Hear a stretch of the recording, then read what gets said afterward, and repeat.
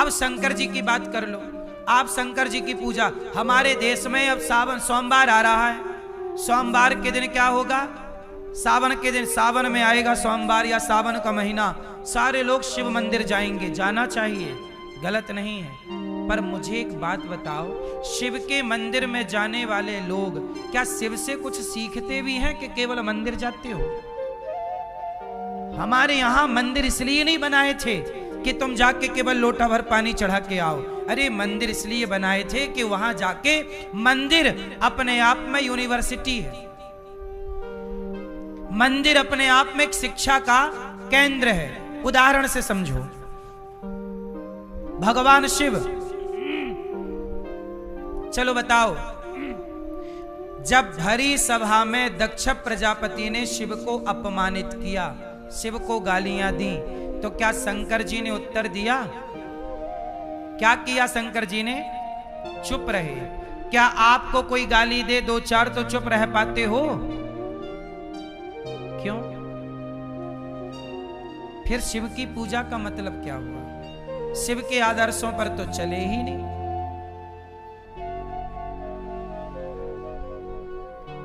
अपमान, शंकर जी ने जहर पिया, समुद्र का मंथन का क्या निकला? विष। कौन पिया? देवता डर गए, हम नहीं पिएंगे। कौन पिया? शिव। समाज के जहर को किसने पिया? शिव ने। हलाहल जहर को। आप लोग, अपमान का जरा सा जहर मिल जाए तो आपकी स्थिति बिगड़ जाती है।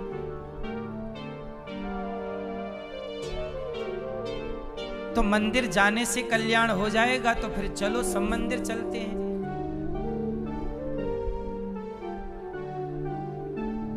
आज लोगों ने अर्थ का अनर्थ कर डाला। मंदिर जाने का मतलब ये था ही नहीं जो आप कर रहे हो। लोटा भर दूध ले जाके डाल दिया। क्यों डाला? पता ही नहीं। सब डाल रहे हैं तो हम भी डाल रहे हैं। कौआ कान ले गया तो कौआ के पीछे भाग गए। कान भी तो देखते कि है कि गया।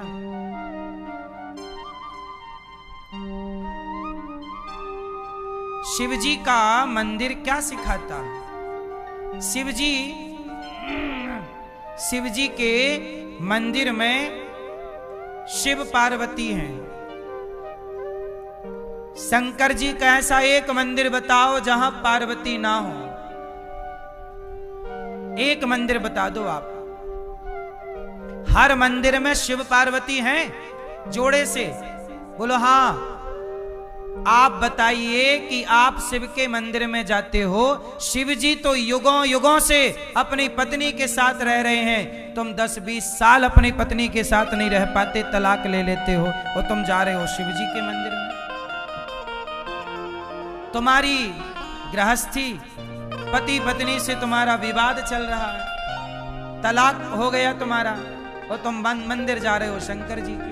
और शंकर जी सिखा रहे हैं कि देखो, पत्नी के साथ मिलके रहो, पति के साथ मिलके रहो। सीखना कुछ नहीं है, बस जाना जाना है।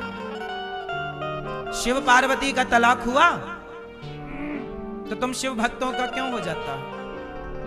क्योंकि तुम शिव के आदर्शों को अपनाते नहीं हो। ना पुरुष ना स्त्रियां, ना स्त्रियां अपना रही हैं ना पुरुष अपना रहे हैं। शंकर जी के आदर्शों पर चलिए। शंकर जी के सिर पे कौन है? गंगा। बोलो क्यों है गंगा सिर पे? यहां आप बताओ, शंकर जी के सिर पे गंगा क्यों है? सिर पे ही क्यों रखी? हाथ पे रख लेते, पीठ पे रख लेते, कंधे पे रखते, यहां क्यों रखा? समाज को सिखाने के लिए, शिव जी का रूप तुम्हें सिखाने के लिए है। शंकर जी की प्रतिमा, शिवलिंग केवल शिवलिंग नहीं, वो अपने आप में एक यूनिवर्सिटी है। इतना सा क्या है वो? अपने आप में एक यूनिवर्सिटी है। शंकर जी के सिर पे गंगा है। मानो शंकर जी कहते हैं, परिस्थितियां कैसी भी हों, पर सिर में गंगा रखो, मतलब गंगा ठंडी होती है, सिर हमेशा, दिमाग हमेशा ठंडा रखा करो। अब शिव जी का दिमाग तो ठंडा है, आप लोग अपना बताओ, आपका दिमाग क्या है? आपके दिमाग में हीटर चल रहा है, हीटर। हाँ या ना? और पूजा किसकी कर रहे हो? शंकर जी की। तुम भी लोटा भर जल रख लो, ठंडा रहे तुम्हारा दिमाग। तुम्हारा जरा भी ठंडा नहीं है। शंकर जी के गले में सांप है, सर्पों की माला। क्यों है? शंकर जी कहना चाहते हैं कि सांप जो है वो काल है, काल ब्याल मुखग्रास त्रास निर्णा सहे तबे। सांप काल का स्वरूप है, सांप मिल जाए मतलब मृत्यु मिल गई। बोलो हाँ। तो सांप काल का स्वरूप है। शंकर जी काल को गले पर लटकाते हैं कि यार चिंता ना कर, तेरे हृदय में भगवान है तो काल तेरा कुछ ना बिगाड़ेगा। इसलिए वो कालों के काल महाकाल है। शंकर जी को भगवान पर इतना भरोसा कि भगवान राम उनके हृदय में रहते हैं और काल गले में लटका। जिसके हृदय में भगवान होंगे काल उसका कुछ ना बिगाड़ पाएगा। ये शिव जी का मैसेज है। पर कितने लोगों को ये मैसेज आया? कोई नहीं मैसेज ले रहा शिव जी का। जल जल जल, 1 लोटा 2 लोटा 4 लोटा।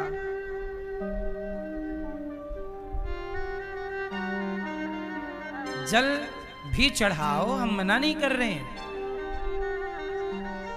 पर शिव के आदर्शों पर नहीं चलोगे तो क्या होगा बताओ ना।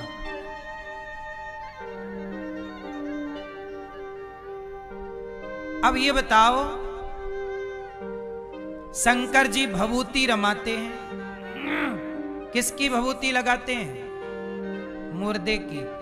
चलो बताओ शंकर जी भभूति क्यों लगाते हैं? उत्तर दो मेरी मां। शंकर जी भभूति लगाते हैं ये बताने के लिए, दुनिया वालों ज्यादा घमंड ना करो, एक दिन राख हो जाओगे। इसलिए भभूति राख लगी है, फिर भी तुम समझ नहीं रहे हो। फिर भी आदमी शिव के मंदिर में खड़े होके घमंड कर रहा है। शिव का भक्त है पर घमंड करता है। तो तूने शिव से इतनी बात नहीं सीखी तो काहे का शिव भक्त है? तेरा घमंड तो मिटा नहीं, तो शिव भक्त कैसे हो गया भैया? यदि शिव का व्यवहार तेरे स्वभाव में नहीं उतरा तो कैसे शिव भक्त है? राम का आदर्श तेरे व्यवहार में नहीं है तो कैसे राम का भक्त है? कृष्ण का आचरण, गीता का आचरण जीवन में नहीं है तो कैसे कृष्ण का उपासक हो गया तू?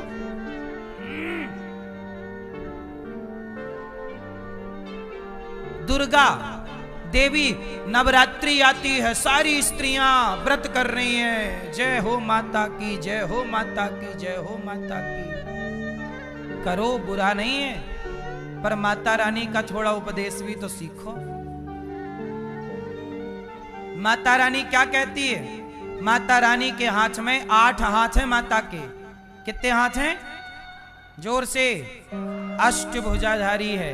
माता के एक हाथ में तलवार है, एक हाथ में धनुष बाण है, एक हाथ में चक्र है। क्यों? ये माता रानी तलवार लेके काहे घूमती हैं? बोलो क्यों? वो शेर पे काहे सवार हैं? ये दुर्गा मैया शेर पे काहे सवार हैं? करती हो ना मेरी मां पूजा व्रत? चलो बताओ, दुर्गा मैया शेर पे क्यों सवार है? व्रत करते तुम्हारा बुढ़ापा आ गया। चलो बताओ।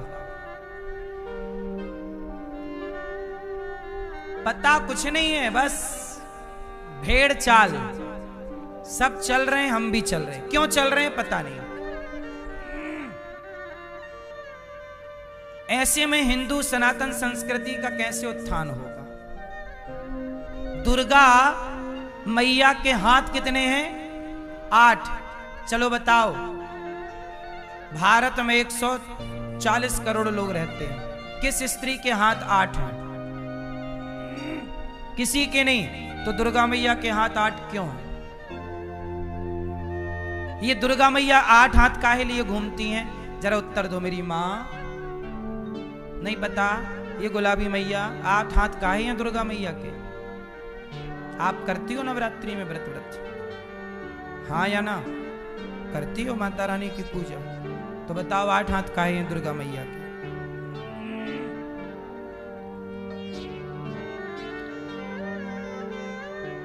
मैया क्या बोलती तू?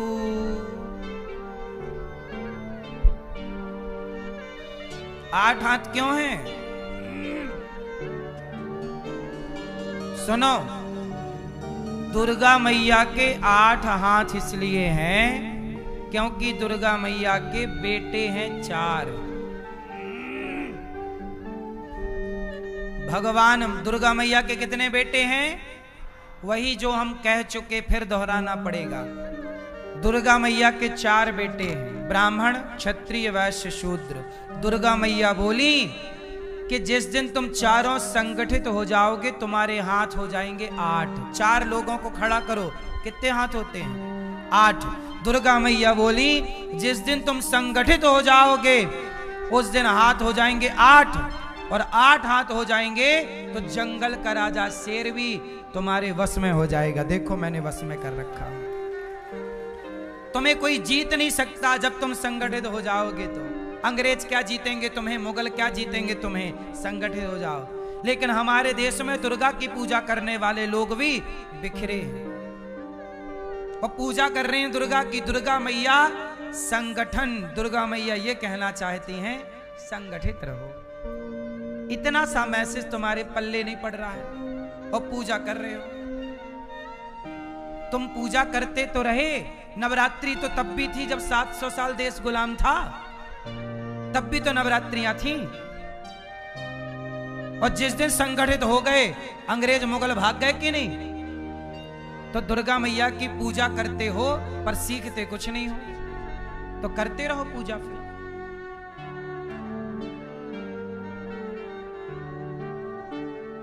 मेरी मां दुर्गा माता सिखाती हैं बेटा मिलजुल के रहो। और दुर्गा एक नारी है और नारी के हाथ में तलवार है। हमारे देश की स्त्री कैसी हो? तलवार से सुसज्जित हो। आपके पास इतनी ताकत हो कि कोई आ जाए तो आप जीत सको उन मूर्खों से। बलात्कारी आ जाए आपके सामने तो क्या करोगे? लड़ने की ताकत है। इसलिए ना हमारे देश की नारियां तलवार चला के झांसी की रानी कहलाती थी। तुम कॉकरोच से डरती हो, इसलिए कहता हूं अपनी बेटियों को भी झांसी की रानी बनाओ, बेटों को शिवाजी बनाओ। ये देश किससे चलता है? लोग कहते हैं ये देश संविधान से चलता है। ये बात सही है कि गलत है? जोर से, जोर से। लोग कहते हैं ये भारत संविधान से चलता है। मैं कहता हूं ये देश जनसंख्या से चलता है। संविधान तो तब भी था जब कश्मीर से हिंदू खदेड़े गए। जिनकी संख्या ज्यादा होगी उन्हीं का संविधान होगा। ये देश संविधान से नहीं, आपकी वोट से चलता है। आज आपकी वोट जिसको मिलेगी वो चलाएगा इस देश को। अच्छे को मिलेगी तो देश अच्छा चलेगा, बुरे को मिल गई वोट तो देश बुरा चलेगा। इसलिए देश संविधान से नहीं चल रहा है। संविधान तो कश्मीर में था, खदेड़े गए कि नहीं? हाँ या ना? जोर से। आज तक भी उन ब्राह्मणों को, वहां के पंडितों को वहां की भूमि, उनका घर नहीं मिला। उनकी बहन बेटियों के साथ बलात्कार हुआ, उनको न्याय नहीं मिला।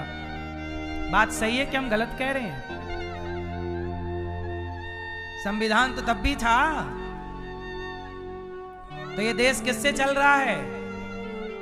जिसकी लाठी, हाँ, इसलिए कहते हैं भैया ध्यान रखो थोड़ा देश पर।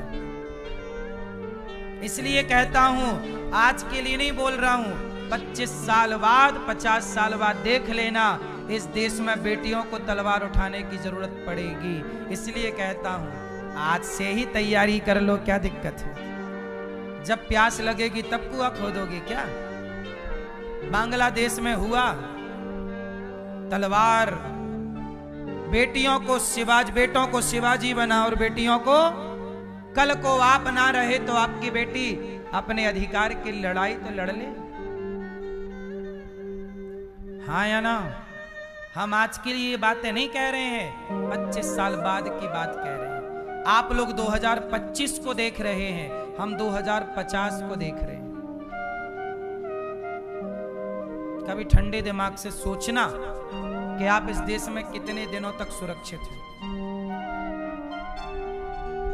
आपके बच्चे कितने दिनों तक सुरक्षित हैं। तुम्हारा बच्चा है 1 और विधर्मियों के बच्चे हैं 10। एक क्या कर लेगा? सरकार को जनसंख्या नियंत्रण कानून बनाना चाहिए कि नहीं? बोलो हाँ। तुम्हारे बच्चे 1 पैदा कर रहे हो, तुम 2 कर रहे हो, और विधर्मी कितने पैदा कर रहे हैं? 10। तो वो 10 जीतेंगे कि तुम्हारा 1 जीतेगा? 2 जीतेंगे। वो तो बकरी की तरह काट देंगे ना। और ये क्या नहीं हो रहा है कि नहीं होगा? क्या तैयारी है आप लोगों की? यदि आज आपके घर में आक्रमण हो जाए विधर्मियों का, तो आपकी क्या तैयारी है? और आप कैसे कह सकते हैं कि नहीं होगा आक्रमण? कैसे कह सकते हैं? क्या गारंटी है आपकी? बोलो। इसलिए सरकार को चाहिए कि जनसंख्या नियंत्रण कानून बनाए। सही है कि गलत है? कितने लोग चाह रहे हैं कि इस देश में बढ़ती आबादी पर कंट्रोल होना चाहिए, जनसंख्या नियंत्रण जरूरी है। विधर्मियों का तो जरूरी ही है, हिंदुओं का तो जनसंख्या नियंत्रण ऑलरेडी है, 2 ही बच्चे पैदा हो रहे हैं। पर विधर्मियों पे लगाम लगाना जरूरी है कि नहीं? इस देश में हाथ उठाओ। तुमसे बोला भी नहीं जाता, बहुत डरे हो तुम लोग।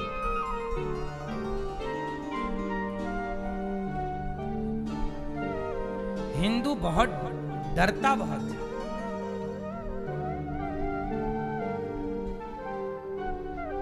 विधर्मियों को कह दो 20 पैदा करो, 20 कर रहे हैं। जनसंख्या नियंत्रण परमाणु ना काम करेगा, जनसंख्या ही परमाणु है। हाँ या ना? समझ गए हो तो ठीक है, नहीं समझे तो हम क्या समझाएं। तो भगवान शंकर, माता सती, एक बार भगवान शंकर ने माता सती को त्याग दिया। सती ने गलती कर ली। भगवान शंकर गए कथा सुनने, माता सती को संग ले गए और माता सती से कहा कथा सुनो। कथा राम की थी, राम की कथा सुनी। कथा सुनने के बाद क्या हुआ? माता सती को संदेह हो गया। जब राम सीता मैया को खोज रहे, सीता सीता सीता सीता को खोज रहे हैं राम, तो सती मैया को लगा कि ये राम भगवान नहीं है। भगवान होते तो अपनी पत्नी का पता ना लगा लेते। और माता सती ने शंकर जी से कहा कि ये भगवान नहीं है, कोई पागल है, पत्नी के लिए पागल। शंकर जी ने कहा भगवान है, प्रणाम करो। माता सती ने कहा नहीं।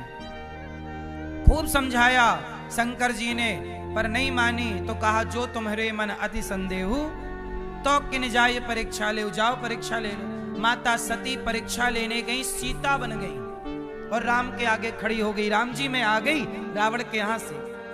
राम जी ने पहचान लिया, माता जी भोलेनाथ कहाँ है? जंगल में आप अकेली खड़ी हो। माता सती के तो पसीने छूट गए। माता सती बोली आप कैसे पहचान गए? शंकर जी बोले, राम जी बोले कि हमारी पत्नी हमसे पीछे खड़ी होती है, आप आगे खड़ी हो। और राम जी ने अपने को बता दिया कि मेरे से कुछ छिपा थोड़ी है। तो बोले आप फिर पत्नी के लिए रो क्यों रहे हो? पता है कि रावण ले गया तो रावण को मार दो, तुरंत ले आओ पत्नी को। राम जी बोले रावण को तुरंत नहीं मार सकते, तुरंत मार देंगे हम तो सीता तो तुरंत आ जाएंगी। अच्छा, रावण ने चुराया और राम ने तुरंत मार दिया होता रावण को, वो सीता ले आए होते तो बताओ फिर जटायु को कौन जानता, फिर शबरी को कौन जानता, सुग्रीव को कौन जानता और हनुमान जी को कौन जानता। अरे हनुमान जी का यश बढ़ाना था, लंका भेजना था, आग लगाना था, सीता माता के पता लगाने का श्रेय हनुमान जी को देना था। यदि रावण को तुरंत मार देते तो हनुमान जी किस तरह से समाज में प्रकट होते, तो हनुमान जी का यश बढ़ाना था। बोलो हाँ। तो भगवान कोई भी लीला करते हैं तो अपने भक्तों के हित के लिए करते हैं। किसके लिए करते हैं? जोर से, भक्तों के हित के लिए करते हैं। किसी तरह से भक्तों का अहित ना हो। पर माता सती को शंकर जी ने समझाया, सती समझी नहीं, परीक्षा ले ली, होगी कहानी। शंकर जी अब सती लौट कर गई, बोले परीक्षा हो गई। सती ने मना कर दिया, मैंने कोई परीक्षा नहीं ली। शंकर जी ने माता सती का त्याग कर दिया कि आपने मेरी माता का रूप बनाया, अब मैं आपको स्वीकार नहीं करूंगा। और शंकर जी ने जब माता सती को त्यागा तो वही सती माता दक्ष ने यज्ञ किया, सबको बुलाया, शिव जी को नहीं बुलाया। जहां शिव का अपमान था वहां माता सती बिना बुलाए गई और पति का अपमान देखकर माता सती योग अग्नि में जल करके भस्म हो गई। भगवान शंकर माता सती का जलता हुआ शरीर लेकर दौड़े, गले लगा रखा जलता हुआ शरीर। भगवान विष्णु को देखा नहीं गया और भगवान श्रीमन नारायण ने माता सती के शरीर को सुदर्शन से काट काट कर 52 टुकड़े किए, 52। तो 52 टुकड़े जहां जहां गिरे वह एक एक शक्तिपीठ बनती चली गई। और आज भारत में 52 शक्तिपीठ हैं, जिसमें बंटवारे के टाइम पाकिस्तान में एक हिंगला शक्तिपीठ चली गई, बाकी भारत में 51 शक्तिपीठ हैं। ये माता सती के शरीर जो गिरे वो शक्तिपीठ है। माता सती बाद में पार्वती बनकर के प्रकट हुई। कौन बनी? बाद में माता सती हिमालय की बेटी पार्वती बनी और शिव पार्वती ने 10,000 वर्षों तक बिल्व पत्र खाकर तपस्या की। तब भगवान शिव ने उनसे विवाह किया और शिव ने कहा कि आपने बिल्व पत्र खाकर तपस्या की, इसलिए आज से मैं बिल्व पत्र स्वीकार करूंगा। तब से शंकर जी पर बिल्व पत्र चढ़ाई जाने लगी। बिल्व पत्र क्यों चढ़ती है शंकर जी पर? क्योंकि माता पार्वती ने 10,000 वर्षों तक बिल्व पत्र खा करके तपस्या की। इसलिए बिल्व पत्र केवल शिव जी पर चढ़ती ही नहीं है, आप लोग थोड़ा बिल्व पत्र खाया करो, यह एक औषधि भी है। जैसे तुलसी केवल भगवान पर चढ़ती नहीं है, तुलसी के पत्ते निगला करो, ये औषधि है। स्वस्थ रहने के लिए तुम्हारे ऋषियों ने ये विधान बनाए, पर तुम चढ़ाते हो, बिल्व पत्र खाता कोई नहीं है। बिल्व पत्र खाई भी जाती है, खाना चाहिए। 10-20 पत्ते रोज खाओगे स्वस्थ रहोगे बिल्व पत्र के, और 5-10 पत्ते तुलसी के रोज खाओगे मस्त रहोगे। पर तुम खाते नहीं, चढ़ाते हो बस। माता पार्वती ने यही खा के 10,000 वर्षों तक तपस्या की। यह औषधि है। हमारे ऋषि मुनियों ने आपके आसपास औषधियों को रखा है, इसी बहाने कि आप चढ़ाओ तो ये रहेंगे, थोड़ा खाते भी रहना। पर क्या पता था ऋषि मुनियों को कि तुम पिज्जा बर्गर खाओगे, तुम कहां बिल्व पत्र खाओगे। क्यों जी? बात सही है कि गलत है? नीम के पत्ते जब नया नया पत्ता निकलता लाल लाल नीम का ताजा, वो खाया जाता है, बीमारी दूर करता है, चमड़ी की तमाम बीमारियां। बिल्व पत्र बहुत अच्छी औषधि है ये। चलो, तो भगवान शिव पार्वती का विवाह संपन्न हुआ। भगवान शंकर से क्या सीखा आपने? शंकर जी बड़े दानी, कोई भी आओ, भगवान शंकर खुद पहाड़ों पर रहते हैं, पर रहते हुए पहाड़ों पर शिव जी करते क्या हैं? अपने भक्तों का ख्याल रखते हैं, भक्तों का दुख दूर करते हैं और उन्हें धन धान्य से परिपूर्ण करते हैं। भगवान शिव किस पर ज्यादा प्रसन्न होते हैं? जो किसी की सेवा करता है, भगवान शंकर उन पर ज्यादा प्रसन्न होते हैं। एक पंडित जी थे, पंडितानी और पंडित जी बड़े गरीब, इतने गरीब के खाने की रोटी नहीं, भिक्षा मांगने गए तो भीख ना मिले। क्या हुआ? पंडितानी बोली कि अपने जो राजा साहब हैं ये बड़े धर्मात्मा हैं, राजा पुण्य खरीदा करता था। राजा क्या खरीदता था? लोगों के पुण्य। तो ब्राह्मणी बोली, हे ब्राह्मण देवता, हे पति देवता, आप अपना थोड़ा सा पुण्य बेच दो, क्योंकि रोटी तो चाहिए। ठीक है। पंडित जी बोले, कल मैं जाऊंगा राजा के दरबार में। पंडितानी ने चार रोटियां बनाई, अचार रखा, पूड़ी बनाई होंगी, पूड़ी या रोटी अचार। कहा रास्ते में भूख लगे तो खा लेना। पंडित जी 4 रोटी लेके चले राजा के दरबार में पुण्य बेचने। तो दोपहर हो गई तो कहीं पेड़ के नीचे रुके। पंडित जी ने कहा कि भूख लगी, चलो खाएं। तो पंडितानी ने 4 पूड़ी अचार दिया, खोल के बैठे खाने लगे। तो कोई भूखा आ गया, ए भैया बड़ी भूख लगी है, थोड़ा भोजन मिलेगा? तो पंडित जी ने अपनी 4 पूड़ियां दे दी। 4 पूड़ियां उस भूखे को दे दी और 4 पूड़ियां, थोड़ा अचार दिया, थोड़ा अचार बचा तो उसे चूस लिया और नदी का पानी पिया। राजा के दरबार में खड़ा हुआ, राजा साहब मेरा पुण्य खरीद लो, मैं पुण्य बेचने आया हूं। राजा बोले अपनी पत्नी से, राजा की पत्नी बड़ी पतिव्रता थी, वो बताया करती थी कि इसका पुण्य कितना है, कौन सा वाला पुण्य खरीदने योग्य है। तो राजा ने पत्नी से पूछा कि ये ब्राह्मण आए हैं, पुण्य बेचते हैं, कौन सा पुण्य खरीदें? तो बताया कि ऐसा करो, ये अभी आते आते इन्होंने 4 पूड़ियों का, 4 रोटियों का दान दिया है, वो पुण्य ज्यादा है, खरीद लो। तो राजा साहब बोले कि आपने 4 रोटियों का दान दिया है, वो पुण्य बेचोगे? पंडित जी बोले खरीद लो। लो भैया, एक तराजू बांधी गई, एक तुलसी के पत्ते पर ब्राह्मण का पुण्य लिखा गया कि ब्राह्मण के 4 रोटियां दान करने का पुण्य इस तुलसी में आ जाए। तुलसी का पत्ता, देखो उस जमाने में धर्म था, तो तुलसी के पत्ते में वो पुण्य आ गया।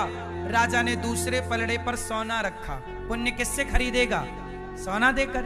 सोना रखा तो 1 तोला रखा, 4 तोला रखा, 100 ग्राम रखा, 50 ग्राम रखा। पंडित जी के पुण्य से तुले ही ना, 1 किलो रख दिया। राजा बोले इतना? ब्राह्मण बोले वाह, इतना सोना मिलेगा तो मेरी गरीबी दूर हो जाएगी। राजा ने 4 किलो सोना रखा, 50 किलो सोना रखा, पर वो 4 रोटियों के दान के पुण्य की बराबरी 50 किलो सोना नहीं कर पाया। तो राजा अपनी पत्नी से बोला कि देवी, ये तो ज्यादा महंगा बजट का पुण्य है, क्या करें? तो रोटी का दान क्या इतना बड़ा दान है? तब राजा की पत्नी बोली महाराज, ये ब्राह्मण